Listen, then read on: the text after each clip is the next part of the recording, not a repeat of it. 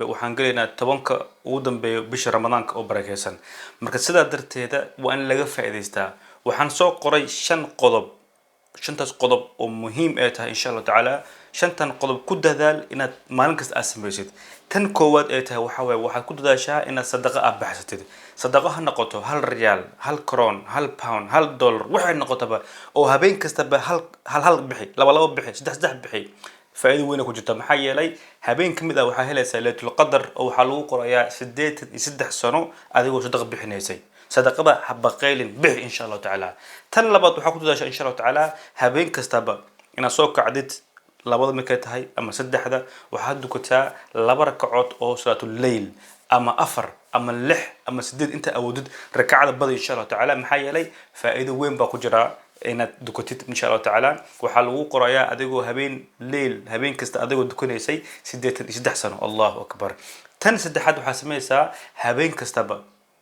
وحاسميسا وحاخرنيسا سورة الإخلاص قل هو الله أحد الله الصمد لم يلد ولم يولد ولم يكن له كفوا أحد سدح جير أخري حدي ليت القدر هو سؤاده وحالو قرايا أذو قرآن كودن لما يسمح النبي صلى الله عليه وسلم ده قفك أخري سورة الإخلاص سدح جير وحلم أنت هذا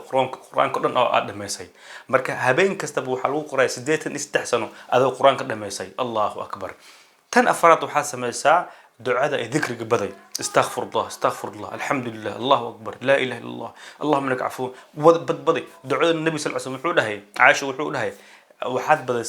اللهم إنك عفو كريم تحب العفو فاعف عنا بدي عرب كي هيستاجنن محايا لي ذكرك إله وجعليه إله ورمس وحوده ألا بذكر الله تطمئن القلب قلبي جري وحاسوك عيا عنتو إن فقه قلبي وأه حسوست إلهي أفكن عرب كن أنكو هينو ما كذكرك هجوجنن ود إن شاء الله تعالى waxaa lagu qorayaa 83 sano adoo ilaahay arabka ku haysi dadkiisa Allahu akbar tan shanaad oo taas aad muhiim u tahay insha Allah taala marka adeeg waxaan had aad faa'iideystid dhikrka quraanka iyo waxna aad maqashay walaalaha kale u sii gudbay haba qaylin maxaa yeelay adeeg waa sameysay qof kale u gudbisay qof kale uu sameeyay adaa lagu qorayaa qof kale uu sii gudbiyay adaa lagu qorayaa hal qof u dirtay qofkaas toban buu u sii diray tobanka qof adigoo isku hurdid maalinta qiyaamaha lagu leeyahay ajirka waa shaqaysta waa kaas ma sha Allah بركود ذلك إن شاء الله ما البجوتة وإن سلامي ولكن على المعشر بحنا الله السلام عليكم ورحمة الله وبركاته.